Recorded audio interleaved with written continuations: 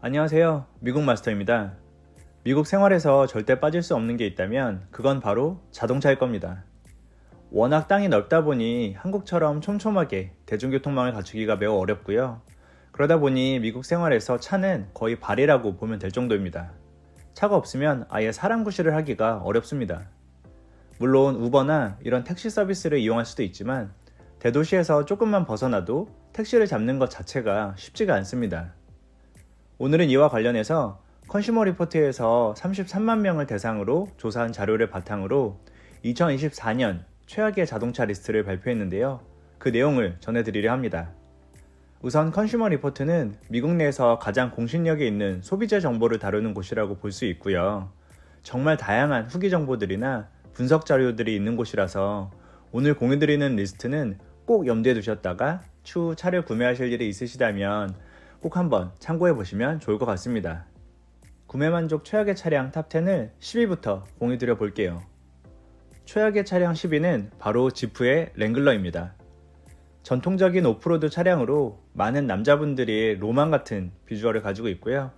가격대는 2024년 기준으로 약 31,000달러에서 시작해서 5만 불 사이에 위치하고 있습니다.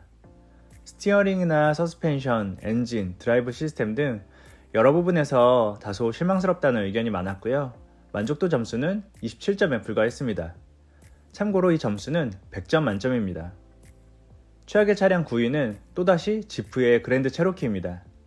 10위와 마찬가지로 9위 역시 지프 브랜드 차량인데요. 가격대는 약 4만에서 6만 5천 달러 사이에 위치하고 있습니다. 물론 랭글러에 비해서 그랜드 체로키는 훨씬 안정적이고 안락한 승차감을 제공하기는 합니다만 같은 브랜드의 차량답게 서스펜션이나 기타 전자장치 등에 있어서 아쉬움이 있고 소음이나 누수도 반복적으로 제기되는 문제로 꼽히면서 만족도 점수 26점을 기록하였습니다. 최악의 차량 8위는 폭스바겐의 제타입니다. 한국에서는 2천만원대로 구입한 수입차라는 타이틀로 유명한 차량인데요. 미국에서의 가격도 2만 1,000달러에서 시작해서 약 3만 달러 정도 수준에서 구입이 가능합니다. 구입 가격도 저렴하고 연비도 나쁘지 않아서 매력적으로 보일 수 있지만 브레이크, 전자장치, 공조 시스템 등 이런 부분들에서 차주들에게 실망감을 좀 안겨드리면서 25점의 낮은 점수를 받았습니다. 최악의 차량 7위는 일본 차량입니다. 닛산의 프론티어입니다. 픽업 트럭으로는 처음 등장한 것 같은데요. 픽업 트럭들 중에서도 미드 사이즈 픽업 트럭의 분류에 속한다고 볼 수 있을 것 같습니다. 가격은 약 3만 불에서 4만 불 사이로 형성되어 있고요. 가격만 보면 나쁘지 않은 옵션이지만 변속기나 바디 부분에 있어서 성능이나 고장 이슈가 잦아서 23점을 받으면서 7위에 등극하였습니다. 최악의 차량 6위는 또다시 지프입니다. 지프의 그랜드 체로키 L이고요. 또다시 지프라니 참 안타까운데요. 조금 놀라신 분들도 계실 것 같습니다. 그랜드 체로키 롱거라고도 부르고 그랜드 체로키 L 이렇게도 부르는데요. 일반 SUV보다는 조금 더 큰 차량으로 3열식 의자를 가지고 있고 6에서 한 7인승 정도의 차량입니다. 그만큼 일반 그랜드 체로키보다 살짝 더 가격이 높은데요. 시작가는 4만 달러에서 출발하기는 하나 가장 높은 모델은 7만 달러를 조금 넘습니다. 그런데 순위는 일반 모델보다 더 낮은 수준이라서 참담한 결과가 아닐 수 없는 것 같습니다. 그랜드 체로키 L 역시 서스펜션, 전자장치, 차체의 하드웨어, 소음, 누수 등의 문제나 불만이 자주 제기되면서 만족도 점수는 100점 만점에 23점을 받았습니다. 최악의 차량 5위는 리비안의 R1T입니다. 전기차로는 처음 등장하는 것 같은데요. 리비안의 상징적인 모델이라고 할 수 있습니다. 가격대는 7만 달러 수준입니다. 조금 높은 편이죠. 사실 리비안 R1T 모델은 전기차인 만큼 속도감이나 추진력, 오프로드 주행 능력 등에 있어서 상당히 좋은 평가를 받는 차량인데요. 실제 해당 차량을 구매한 오너들의 입장에서는 그보다는 단점이 더 많이 부각되는 차량이었나 봅니다. 드라이브 시스템이나 차체 하드웨어, 소음, 누수에 있어서 실망스러운 모습을 보이며 100점 만점에 22점을 기록했고요. 5위에 등극했습니다. 최악의 차량 4위는 볼보의 XC60입니다. 사실 볼보 차량은 안전한 차량은 이미지가 있기도 하고 XC60의 경우는 디자인적으로도 굉장히 좀 스타일리시하다는 평가를 받는 차량인데요. 가격대는 46,000달러에서 시작해서 가장 높은 모델은 76,000달러 정도입니다. 아쉽게도 배터리, 충전, 차량 내 전자장치, 공조 시스템 등에 있어서 아쉬운 평가들을 많이 받았고요. 100점 만점에 21점이라는 낮은 점수를 받았습니다. 자, 이제 최악의 차량 1위, 2위, 3위만을 남겨놓고 있는데요.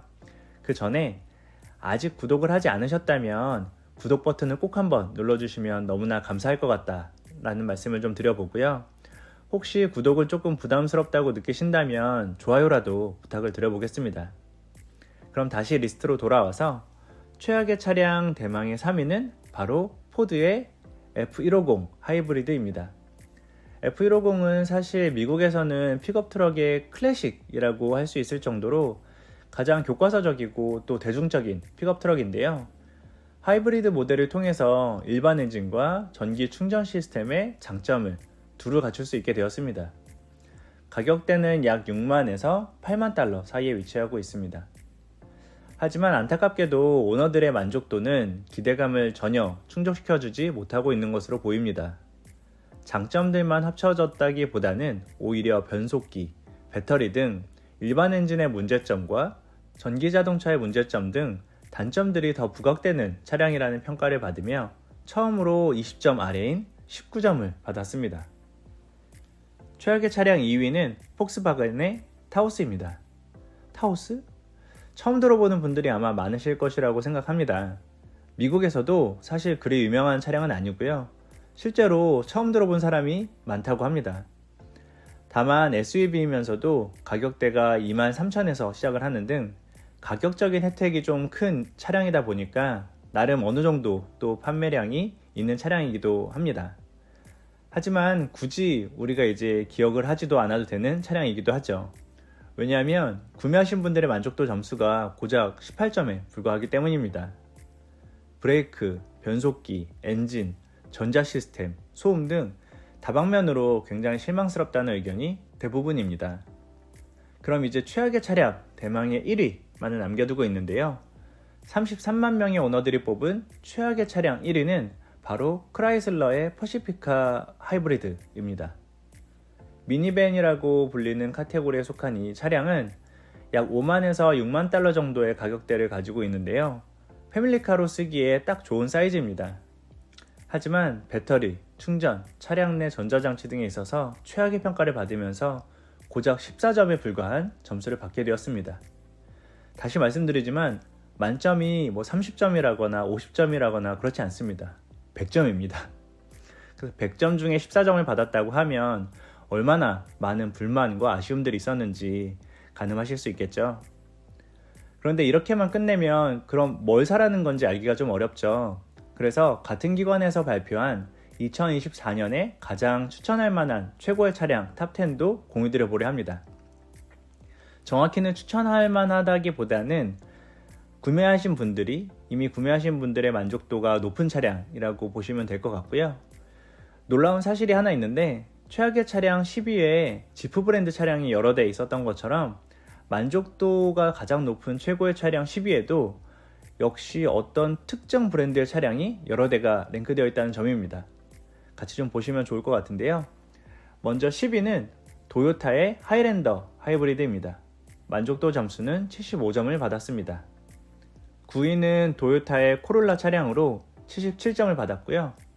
8위는 어큐라의 RDX 80점입니다. 7위는 또다시 도요타의 라브4입니다. 가장 대중적인 SUV라고 할 수 있죠. 80점을 받았고요. 6위는 스바루의 포레스터입니다. 82점을 받았습니다. 5위는 BMW의 X5입니다. 6위와 동일하게 100점 만점에 82점의 점수를 받았습니다. 4위는 도요타의 라브4 프라임 모델로 84점을 받았고요. 3위는 역시 같은 브랜드인 토요타의 캠리로 86점을 받았습니다. 2위도 또 토요타입니다. 캠리 하이브리드 87점입니다. 마지막 1위 1위 역시도 또 토요타입니다. 토요타의 4러너가 받았고요. 87점을 기록했습니다. 토요타가 정말 압도적으로 좋은 평가를 많이 받았는데요. 혹시 뭔가 희한한 점을 느끼지 않으셨나요?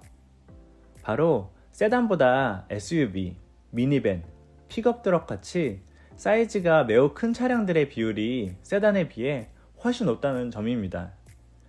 최고의 차량이든 최악의 차량이든 리스트에서 거의 70% 이상을 차지할 정도인데요. 미국 사람들의 큰 차 사랑은 정말 남다릅니다. 그래서 미국 도로를 보면 정말 차들이 대체 왜 이렇게 큰 거냐고 투덜거릴 정도로 한국에서는 보지 못한 사이즈의 차량들을 정말 많이 보게 되고요.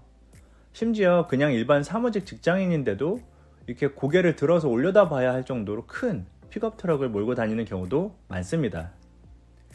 사실 미국의 차에 대해서 제대로 알기 위해서는 이 부분까지 이해를 해야 온전히 이해를 했다고 할 수 있고, 그래야 좀 더 좋은 구매를 할 수 있을 텐데요. 그 내용은 여기 보이는 이 영상을 클릭해서 이어서 보시면 좋을 것 같습니다.